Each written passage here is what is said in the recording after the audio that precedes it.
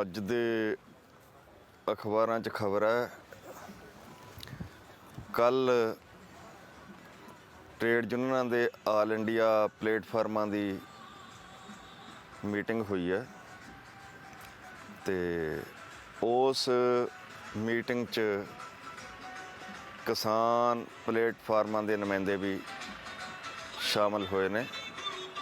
ਬਲਬੀਰ ਸਿੰਘ ਰਾਜੇਵਾਲ ਉੱਥੇ ਪਹੁੰਚੇ ਨੇ ਅਤੇ BKU ਏਕਤਾ ਅਗਰਾਹਾਂ ਦੇ ਨੁਮਾਇੰਦੇ ਵੀ ਉਸ ਮੀਟਿੰਗ 'ਚ ਗਏ ਨੇ ਅਤੇ ਉੱਥੇ ਫੈਸਲਾ ਹੋਇਆ ਕਿ ਸਨਅਤੀ ਮਜ਼ਦੂਰਾਂ ਦੀਆਂ ਮੰਗਾਂ ਅਤੇ ਕਿਸਾਨਾਂ ਦੀਆਂ ਮੰਗਾਂ ਨੂੰ ਲੈ ਕੇ ਸਾਂਝੇ ਐਕਸ਼ਨ ਕੀਤੇ ਜਾਣ। ਜਿਹੜੇ ਕੋਡ ਲੇਬਰ ਕੋਡਸ 4 ਨਵੇਂ ਲੇਬਰ ਕੋਡਸ ਲਾਗੂ ਕੀਤੇ ਗਏ ਨੇ ਅਤੇ ਜੋ ਕਿਸਾਨ ਅੰਦੋਲਨ ਦੀਆਂ 3 ਕਾਨੂੰਨਾਂ ਨੂੰ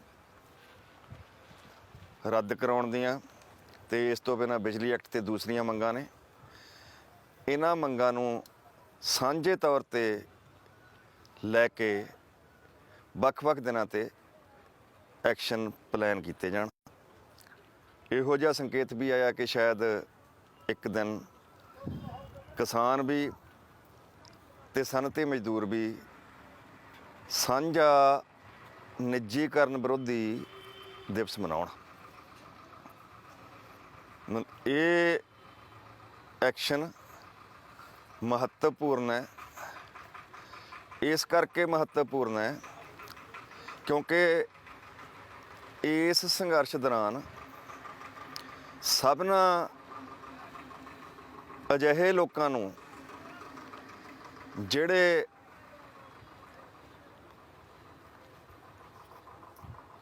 ਹਕੂਮਤੀ ਨੀਤੀਆਂ ਤੋਂ, ਲੋਕ ਵਿਰੋਧੀ ਹਕੂਮਤੀ ਨੀਤੀਆਂ ਤੋਂ ਪ੍ਰਭਾਵਿਤ ਹੋ ਰਹੇ ਨੇ, ਉਹਨਾਂ ਦੀ ਮਾਰ ਹੇਠ ਆ ਰਹੇ ਨੇ, ਇਹਨਾਂ ਕਾਨੂੰਨਾਂ ਦੀ ਮਾਰ ਹੇਠ ਆ ਰਹੇ ਨੇ, ਸਭਨਾਂ ਦੀ ਏਕਤਾ ਨੂੰ ਅੱਗੇ ਵਧਾਉਣਾ, ਮਜ਼ਬੂਤ ਕਰਨਾ ਜ਼ਰੂਰੀ ਹੈ। ਪਰ ਜਿਹੜੀ ਗੱਲ ਸਭ ਤੋਂ ਵੱਧ ਜ਼ਰੂਰੀ ਹੈ ਉਹ ਹੈ ਕਿ ਸਨਅਤੀ ਮਜ਼ਦੂਰ, ਕਿਸਾਨ ਅਤੇ ਖੇਤ ਮਜ਼ਦੂਰ ਇਹ ਸਭ ਤੋਂ ਮਹੱਤਵਪੂਰਨ ਹਿੱਸੇ ਨੇ ਜਿਨ੍ਹਾਂ ਦੀ ਭੂਮਿਕਾ ਦੇ ਸਿਰ 'ਤੇ ਕਿਸੇ ਵੀ ਅੰਦੋਲਨ ਦੀ ਹੋਣੀ ਦਾ ਨਿਪਟਾਰਾ ਹੋਣਾ।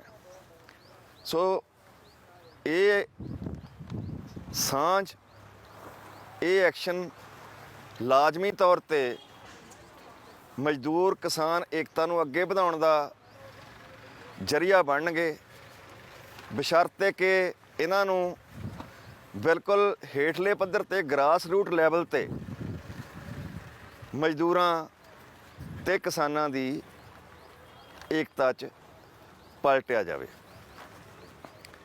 ਇਸੇ ਪੱਖੋਂ ਮਹੱਤਵਪੂਰਨ ਘਟਨਾ ਵਿਕਾਸ ਪੰਜਾਬ 'ਚ ਹੋਈ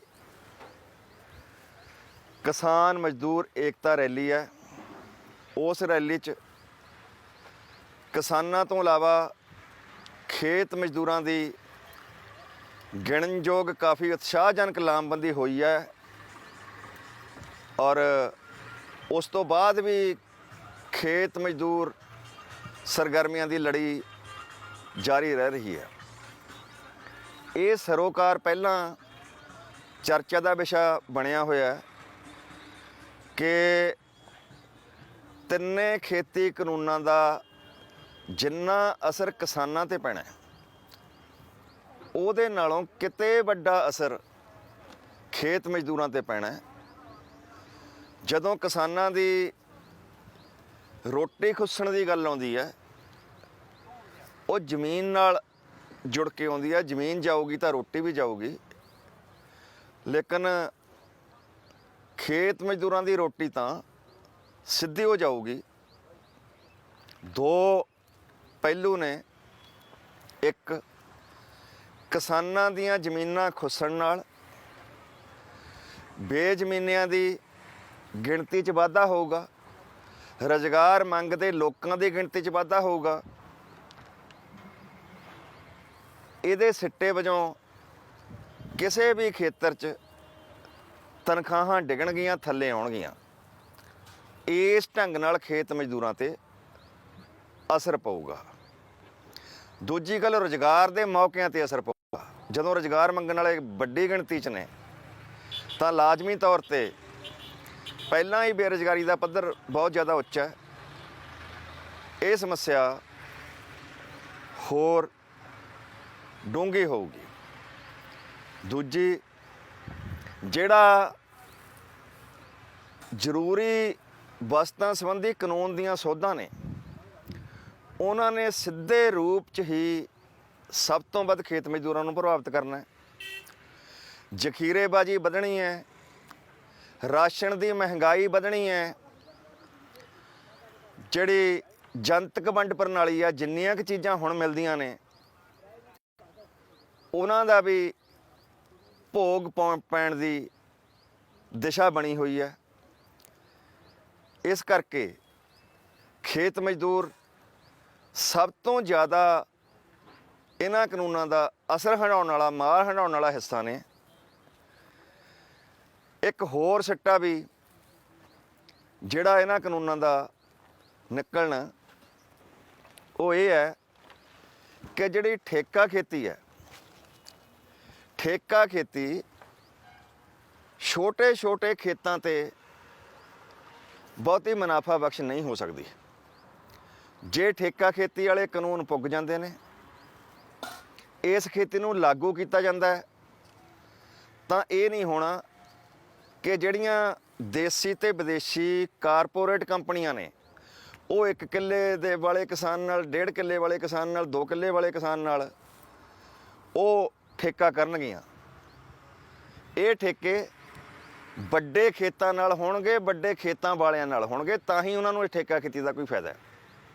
ਇਸ ਕਰਕੇ ਉਹਨਾਂ ਦਾ ਇਹ ਹਿੱਤ ਹੈ ਕਿ ਜ਼ਮੀਨ ਥੋੜ੍ਹੇ ਹੱਥਾਂ 'ਚ ਇਕੱਠੀ ਹੋਵੇ। ਕਿਸਾਨਾਂ ਦੇ, ਗਰੀਬ ਕਿਸਾਨਾਂ ਦੇ ਹੱਥਾਂ 'ਚੋਂ ਜ਼ਮੀਨਾਂ ਜਾਣਗੀਆਂ ਅਤੇ ਕੁਛ ਵੱਡੇ ਲੋਕਾਂ ਦੇ ਹੱਥਾਂ 'ਚ ਜ਼ਮੀਨਾਂ ਇਕੱਠੀਆਂ ਹੋਣਗੀਆਂ। ਉਹ ਕਿਸੇ ਵੱਡੇ ਲੈਂਡਲਾਰਡ ਕੋਲ ਇਕੱਠੀ ਹੋਵੇ ਜ਼ਮੀਨ, ਚਾਹੇ ਕਿਸੇ ਕਾਰਪੋਰੇਸ਼ਨ ਕੋਲ ਜ਼ਮੀਨ ਇਕੱਠੀ ਹੋਵੇ, ਗਰੀਬ ਕਿਸਾਨਾਂ ਕੋਲੋਂ ਜਾਣਗੀਆਂ। ਔਰ ਇਹਦਾ ਵੀ ਉਹੀ ਨਤੀਜਾ, ਬੇਜ਼ਮੀਨੀਆਂ ਦੀ ਗਿਣਤੀ 'ਚ ਵਾਧਾ, ਰੁਜ਼ਗਾਰਹੀਣ ਲੋਕਾਂ ਦੀ ਗਿਣਤੀ 'ਚ ਵਾਧਾ, ਤਨਖਾਹਾਂ ਦਾ ਥੱਲੇ ਆਉਣਾ, ਮਾੜੀਆਂ ਸ਼ਰਤਾਂ 'ਤੇ ਜਦੋਂ ਤੁਸੀਂ ਕਰਜ਼ੇ ਹੇਠ ਹੁੰਦੇ ਹੋ, ਜਦੋਂ ਕਿਸੇ ਅੱਗੇ ਹੱਥ ਅੱਡਣਾ ਪੈਣਾ ਹੈ, ਜਦੋਂ ਉਹਦੇ ਕੋਲ ਰੁਜ਼ਗਾਰ 'ਤੇ ਲੱਗਦੇ ਹੋ, ਤਾਂ ਤੁਹਾਡੇ 'ਤੇ ਮਾੜੀਆਂ ਕੰਮ ਹਾਲਤਾਂ ਠੋਸੀਆਂ ਜਾਂਦੀਆਂ ਨੇ। ਇਸ ਪੱਖੋਂ ਵੀ ਇਹ ਨਤੀਜੇ ਖੇਤ ਮਜ਼ਦੂਰਾਂ ਲਈ ਵੀ ਅਤੇ ਗਰੀਬ ਕਿਸਾਨਾਂ ਲਈ ਵੀ ਸਭ ਤੋਂ ਮਾੜੇ ਨੇ। ਸੋ ਇਹਦਾ ਇੱਕ ਪਹਿਲੂ ਇਹ ਹੈ ਕਿ ਇਹਨਾਂ ਕਾਨੂੰਨਾਂ ਦੇ ਨਾਲ ਨਾਲ ਅਗਲਾ ਹਮਲਾ ਵੀ ਆਉਣ ਵਾਲਾ ਹੈ। ਜੇ ਇਹ ਹਮਲਾ, ਲੋਕ ਕਿੰਨੇ ਕੁ ਹਮਲੇ ਠੱਲ ਲੈਂਦੇ ਨੇ, ਰੋਕ ਲੈਂਦੇ ਨੇ, ਇਹ ਉਹਨਾਂ ਦੀ ਸ਼ਕਤੀ ਤੇ ਉਹਨਾਂ ਦੀ ਲੜਾਈ 'ਤੇ ਨਿਰਭਰ ਕਰਦਾ ਹੈ। ਪਰ ਹਾਕਮਾਂ ਦੀ ਨੀਤ ਹੈ, ਠੇਕਾ ਖੇਤੀ ਦਾ ਮਨਸੂਬਾ, ਇਹ ਪੂਰਾ ਸਿਰੇ ਚੜਾਉਣ ਵਾਸਤੇ ਅਗਲਾ ਕਦਮ ਜਿਹਦੀ ਲੋੜ ਪੈਣੀ ਹੈ, ਉਹ ਇਹ ਹੈ ਕਿ ਲੈਂਡ ਸੀਲਿੰਗ ਦੇ ਜਿਹੜੇ ਕਾਨੂੰਨ ਨੇ, ਉਹਨਾਂ ਤੋਂ ਰੋਕਾਂ ਹਟਾਈਆਂ ਜਾਣ, ਸੀਲਿੰਗ ਹੱਦ ਵੱਧ ਤੋਂ ਵੱਧ ਉੱਚੀ ਕੀਤੀ ਜਾਵੇ। ਸੋ ਇੱਕ ਹੋਰ ਵੱਡਾ ਹਮਲਾ ਹੈ ਜਿਹੜਾ ਖੇਤ ਮਜ਼ਦੂਰਾਂ ਲਈ ਅਤੇ ਗਰੀਬ ਕਿਸਾਨਾਂ ਲਈ ਵਿਸ਼ੇਸ਼ ਤੌਰ 'ਤੇ ਘਾਤਕ ਹੈ, ਉਸ ਹਮਲੇ ਦੀ ਤਿਆਰੀ ਵੀ ਕੀਤੀ ਜਾ ਰਹੀ ਹੈ। ਸੋ ਇਹਨਾਂ ਪੱਖਾਂ ਤੋਂ ਜਿਹੜੀ ਇਹ ਲਹਿਰ ਹੈ, ਇਹਦੇ ਵਿੱਚ ਸਾਂਝੀ ਜੱਦੋਜਹਿਦ ਸਨਅਤੀ ਮਜ਼ਦੂਰਾਂ ਦੀ, ਖੇਤ ਮਜ਼ਦੂਰਾਂ ਦੀ, ਕਿਸਾਨਾਂ ਦੀ, ਬਾਕੀ ਹੋਰਨਾਂ ਤਬਕਿਆਂ ਦੀ ਵੀ, ਪਰ ਸਾਰਿਆਂ ਨਾਲੋਂ ਮਹੱਤਵਪੂਰਨ ਹਿੱਸੇ ਇਹ ਨੇ ਜਿਨ੍ਹਾਂ ਦਾ ਲੜਨ 'ਚ ਵੀ ਵੱਧ ਦਿਲਚਸਪੀ ਹੋਣੀ ਚਾਹੀਦੀ ਹੈ, ਜਿਨ੍ਹਾਂ 'ਚ ਦਮਖਮ ਵੀ ਜ਼ਿਆਦਾ ਹੁੰਦਾ ਲੜਨ ਦਾ। ਇਹ ਲੜਾਈਆਂ ਉਹਨਾਂ ਦੇ ਸਿਰ 'ਤੇ ਹੀ ਅੱਗੇ ਵਧਾਈਆਂ ਜਾਣੀਆਂ ਚਾਹੀਦੀਆਂ ਨੇ। ਜੋਗਿੰਦਰ ਸਿੰਘ ਅਗਰਾਹਾਂ ਨੇ ਪੰਜਾਬੀ ਟ੍ਰਿਬਿਊਨ 'ਚ ਇਹਦੇ ਬਾਰੇ ਲਿਖਿਆ ਕਿ ਖੇਤ ਮਜ਼ਦੂਰਾਂ ਦੀ ਭੂਮਿਕਾ ਵਧਣੀ ਚਾਹੀਦੀ ਹੈ, ਜਿੰਨਾ ਉਹਨਾਂ 'ਤੇ ਅਸਰ ਪੈਣਾ ਹੈ ਉਹਦੇ ਮੁਕਾਬਲੇ ਉਹਨਾਂ ਨੂੰ ਹੋਰ ਜ਼ੋਰ ਨਾਲ ਅੱਗੇ ਆਉਣਾ ਚਾਹੀਦਾ ਹੈ। ਇਹਦੇ ਬਾਰੇ ਨਵਸ਼ਰਨ ਕੌਰ ਨੇ ਵੀ ਲਿਖਿਆ, ਪੰਜਾਬੀ ਟ੍ਰਿਬਿਊਨ ਦੇ ਸੰਪਾਦਕ ਸਵਰਾਜ ਵੀਰ ਨੇ ਵੀ ਲਿਖਿਆ ਕਿ ਇਸ ਗੱਲ ਦਾ ਮਹੱਤਵ ਹੈ।